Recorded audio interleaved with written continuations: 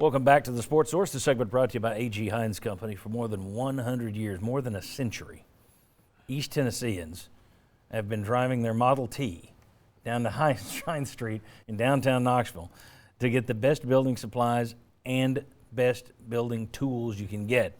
From everything from complete home building to simple do-it-yourself projects, Gordon Hines, his family, the team down there at A.G. Hines Company, they get you exactly what you need. They'll take good care of you. They get great aid to you as well in terms of you're not just going to go in and grab something off a shelf and leave.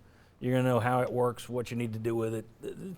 It's a good, locally owned, family-owned business. It just so happens this family's owned it for 4 generations, which is unbelievable. A.G. Hines Company. All right, Kennedy Chandler, 5-star. New mock draft has him going 25th in the first round of the NBA draft. But he's not on the floor at game's end because he had 3 turnovers on the night, most on the team. Brandon Huntley Hatfield, 5-star. Played 5 minutes in the first half, none in the second half. 0 points, 1 rebound in those 5 minutes when he was on the floor. Josiah Jordan James, 5-star, 3rd year. He did help the Vols claw back late with his threes, 11 points overall. Is this team playing up to the talent on the roster? It's got 3 5-stars, 3 4-stars. We can sit here and say that the star rankings are all wrong, et cetera, et cetera. Was this team overrated? Is this team underperforming? Or, as I said before break, they've been ranked all year. They're 14-6. They're still top 15 in the net rankings.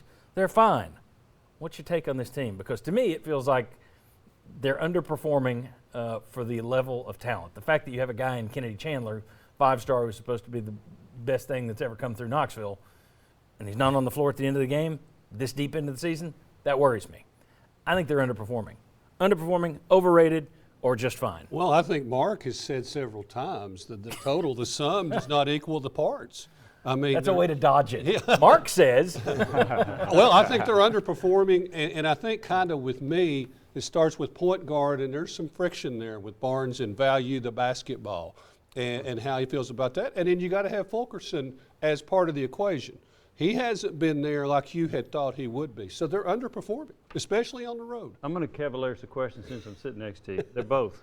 They're overrated talent-wise and underperforming. I don't think any of those 5-stars are playing like 5-stars. And that includes Kennedy Chandler. He's not had a great year. He's not played like a 5-star. He's been okay, in my opinion. And then some of the other guys, to me, have not played. John Fulkerson's not had the year that I thought he would have. He's underperformed, in my opinion. But I do think that the talent's overrated, and I think they've underperformed as well this year. I thought this would be a better team. My thing, Uros, Vescovi, Ziegler. Those are the 3 guys that I think that are playing above what we anticipated. Just those 3 guys. And maybe it's because we had low expectations of Uros and Ziegler. Yeah. And Vescovi stepped up. Other than that, I don't think any other player is playing up to the level that that we had as expectations. Maybe some of that is inflated and maybe it's flawed. I think a lot of it is flawed. I don't think Josiah is playing as well. I don't think Kennedy has been playing as well. You can go Fulkerson. I mean, you can go up and down the line. So I think the team is underperforming based off of their ability. Still performing well. They're going to make the NCAA tournament, but not to that Sweet 16, Elite 8 type of expectation. Isaiah? I think we're just fine. You got to figure it out, right? You're an upbeat, nice guy, yeah. which is good. That's why you're here. I'm optimistic, right? Yeah. So you got to figure the team out. Yeah, you got these players, but they all coming into a big-time system. So it's not just pick-and-roll basketball. If you put Kennedy Chandler in a system where they do pick-and-roll the whole game, he scored 20 points a game, and then you say, oh, he fits the bill. It's not that case. So now, at some point, then, if you're the coach, do you say, "Hey, I've got this guy who can do that. Let's pick and roll all game"? Well, I mean, you want to win too. It may not be best for the team, so he has to figure out what's best for the team, and then Chandler's got to try to fit in, and so does the rest of the guys. And we're not in a terrible spot. We've been top 25 all year. We still can make a run. They still figuring it out, man. I believe we'll be fine. Oh, I'm complaining from not the penthouse, but I'm on an upper floor and I'm complaining. Well, but here's the other reality of it, and especially in this transfer environment that we're in. I mean, how many times did Texas the commentators last night talk about all the Texas transfers? How many all these other teams have not only brand new players like Kentucky does, but then the Wheeler that transfers in from Georgia. So every roster, every team across the country, for the most part, has to reconfigure and get guys to play together more than ever. And some teams are figuring out and other teams aren't. Some of that's coaching. That's their responsibility to get them together. Some of it's personalities within your roster. But again, I feel that the team's pieces are not playing together well enough and making themselves a better team as what their skill set would say that they should be. No, you just feel like But if you got Tennessee freshman hits point 8 or guards. 9 threes, I agree. That's a big Freshman thing. point guards, you got to guard's a give them big- time. I mean, it's January, right? So No, it's going it's into February. Yeah. But, Not yet. but still, you give it Barnes was saying last night it's February. 10 games left into your freshman year, you can turn into something totally different by the time, SEC play, SEC tournament play comes around. So I'm not worried, man.